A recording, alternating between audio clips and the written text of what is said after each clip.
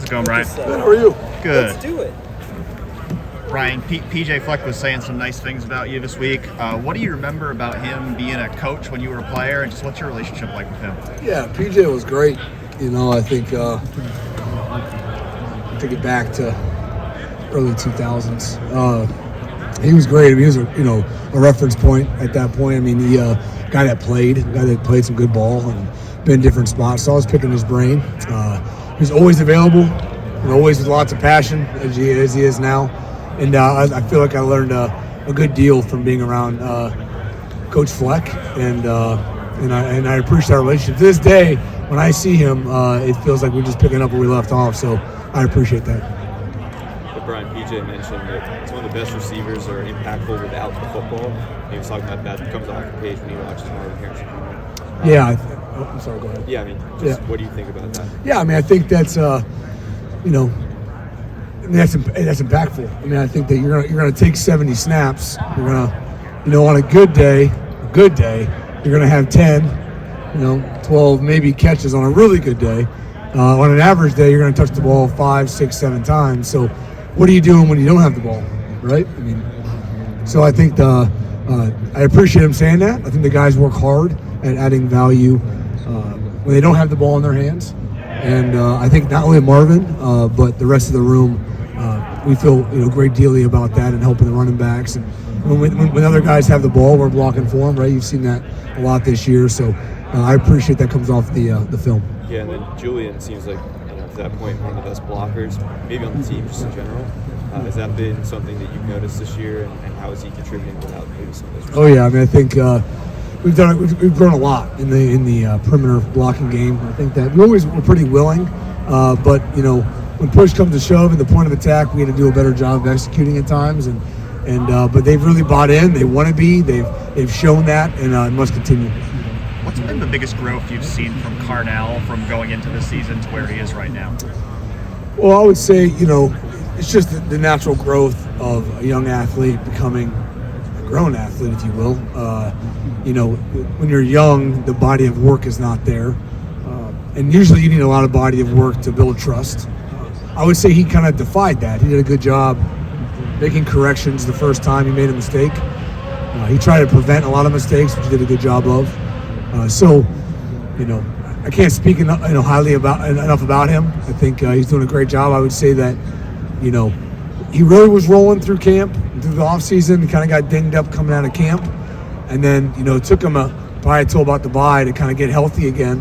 And once that happened, he kind of picked up where he left off, and he's really done a good job. I expect him to carry that momentum through the rest of this year and then into next year. What have you thought of the buzz that Marvin started to get for the Heisman? I think big testament to him on the hype. I think that it also is a big testament to this university and this offense and what people think of, the level at which we're playing. I think that, he's been a major focus for our offense. He's still productive, even with Mech down and Julian banged up. And so, I appreciate it. I don't get caught up in it too much. He's very deserving because of the work being put in.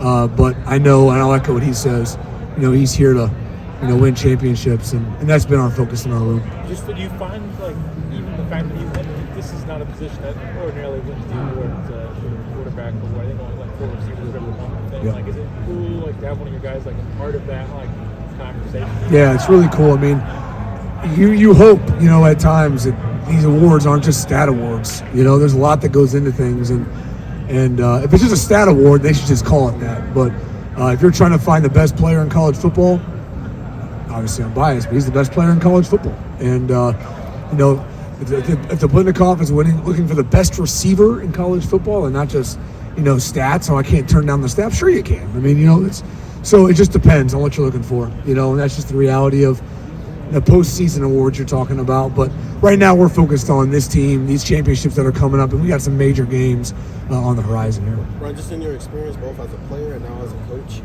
when you have a significant injury, how long does it take until you start feeling like yourself? It's a combination of physically being able to do it, and then it's a mental thing there to it, and and then I feel some things.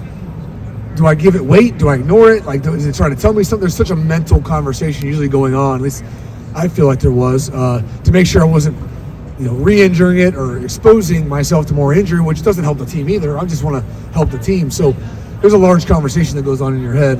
You just want to play football. You just want to feel good enough, or at least be very certain I can't make it worse. Right? That's the big one. And but it can be challenging. I mean, you're trying to compete against people that are. I wouldn't say feel good, but are healthy and are flying around, and you have this as a hindrance, and you're trying to play at your top level. That can be tough. So a lot of credit to guys that fight through injuries, but that's part of the game.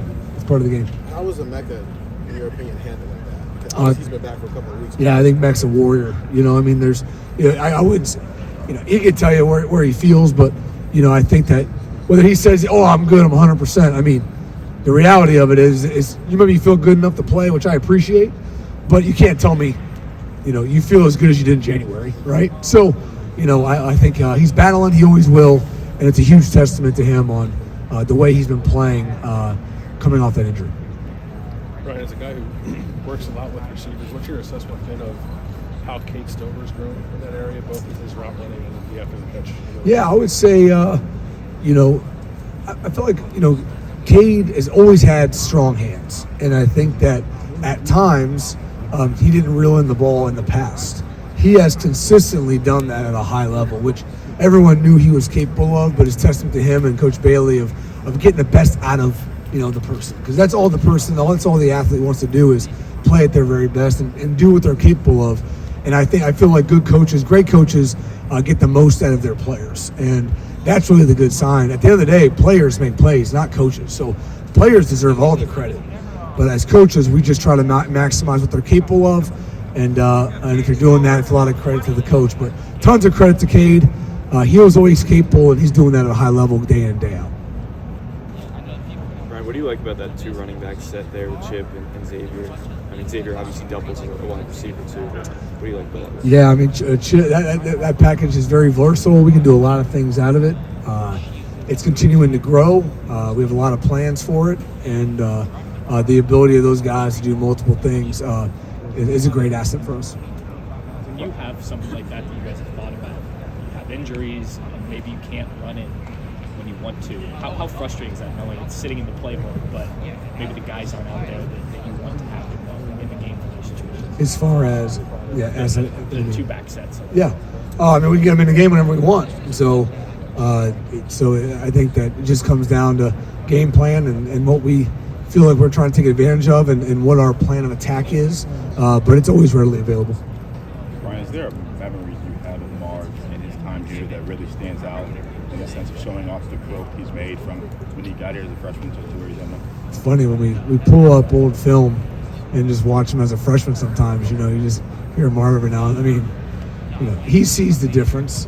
I wouldn't say, I might be like, ew, what is that? And he'll be like, what do you mean? And defend himself. But he obviously came in with great talent and great ability. It was just, the ability for himself to continue to fine-tune and enhance, right? I mean, he had a phenomenal foundation, but every guy grows. No one shows up, the same and leaves the same. Like, that's a false narrative. So a lot of work's been put in. I know Marv sees, incremental growth every day, every week, and along with the rest of the guys. And it's kind of hard to see when you're in it. But when you go back and see the old film, you're like, is that me? Kind of thing.